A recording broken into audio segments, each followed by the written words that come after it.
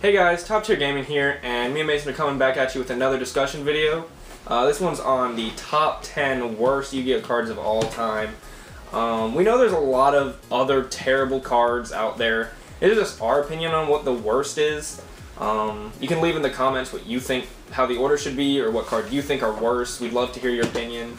The thing we went off of this one for the most part is cards that don't really have an interaction with any other card in the game. But like for the most part. Yeah, but like one. Cards like, what would be a good one to example? Spear Cretin. Yeah. We didn't put it on the list because if you get into the basic principles of Yu-Gi-Oh, it kind of can do something. Right. We chose just things that have either 1 to 0 interactions, and we didn't choose like anything like a normal monster that was weak in like Legend of Blue Eyes. We chose cards that are just terrible. Yep. So at card number 10, we have Foolish Revival. So this card lets, like, you activate it, and your opponent specials a monster from their graveyard, of your choosing.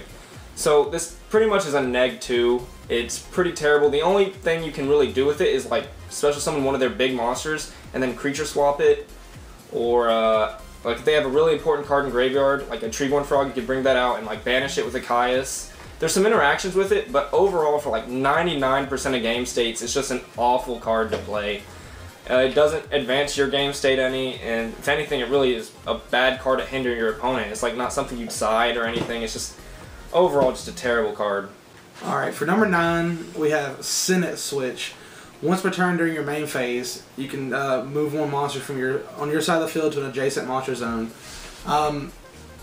It used to be a deal, I guess, where you could move monster zones with cards like Blasting Fuse and stuff like that, but no one really pays attention to that anymore, or ever really. Yeah, no, it's never been a thing. It's mostly a rule sharking thing for the most part nowadays, but no one really cares where you put your monsters. Like, a big thing is this card does nothing. Yeah, like, it doesn't advance anyone's game state. It's a neg 1, it just moves your card from one side of the field to another. Clogs back row, doesn't advance anyone's game state. It actually does nothing in the game. Yeah.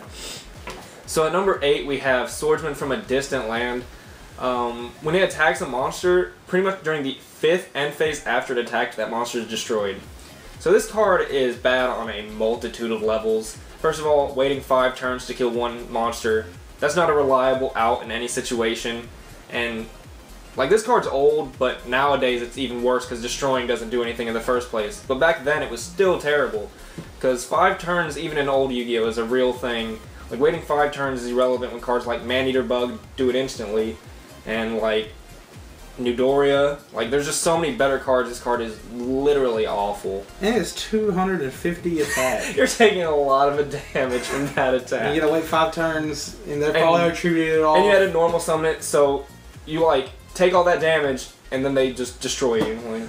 Alright, for number 7, we have the perfectly ultimate Great Moth. This card cannot be normal summoned or set. It can only be special summoned by attributing a Petit Moth that has been equipped with Cocoon of Evolution for 6 turns.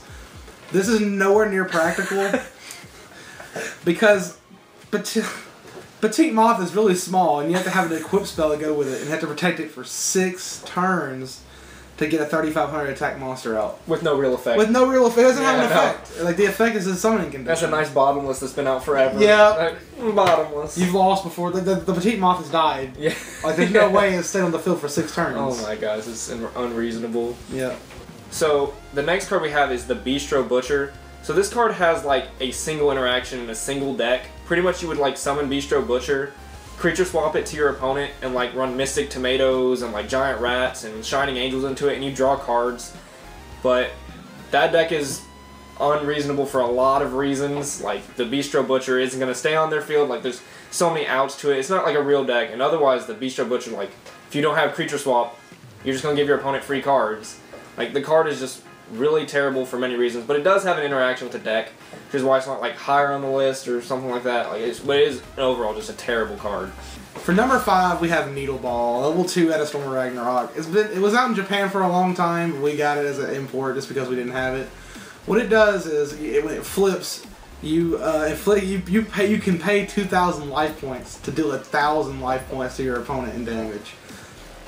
I don't understand. I think it's obvious why this card's really bad. Yeah, you're paying 2,000 to inflict 1,000. Maybe if you're, like, way ahead and You just burn them for 1,000, paying 2,000. But like, if you're setting Needle Ball, you have more problems than just there's a reason.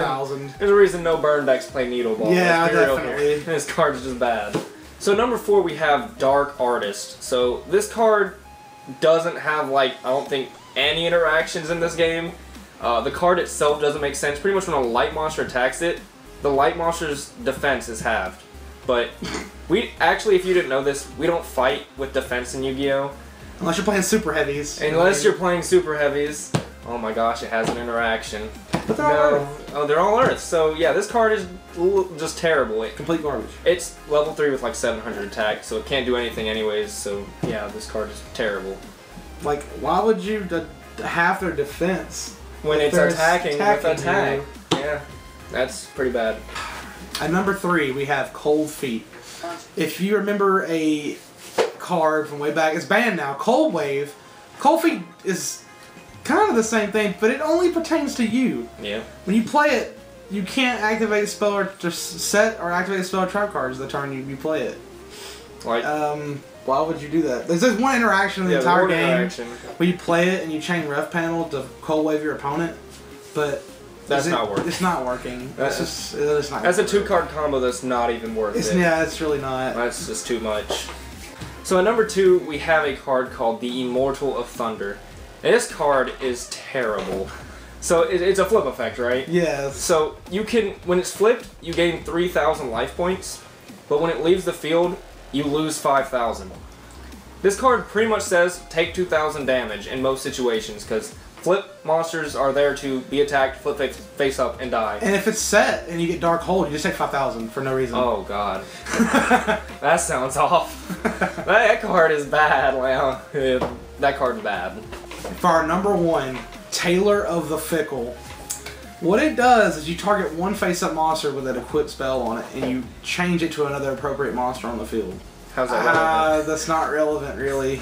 Like, I don't understand. Why would you use about like baby back in the day? Like, oh, I don't want my Axe of Despair on this monster anymore. Let me just change it over here. You would change it, but that's like a neg-1 that, you know, why put the Axe of Despair on the wrong monster when it in the dies, first you can put Axe of Despair on top of your deck. Yeah.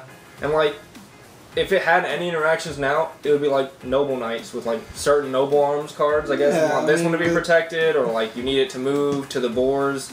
But Noble Knights don't play this card for obvious reasons. This card is completely bad. Yeah, this card is just. We found it like really terrible, and like we've known about this card for a long time, and we wanted to give it to each other like the Duel Network game, so it had to be our number 1 for multiple reasons. We can't give it, we can't build a deck around it, so... Like, yeah, it's super awful. So that was the top 10 worst Yu-Gi-Oh cards that we think. We know there's a lot of different opinions, and a lot of cards that may actually even be worse than our top 10, and we want to hear what you guys think, so put it down in the comments, we'll be sure to read them.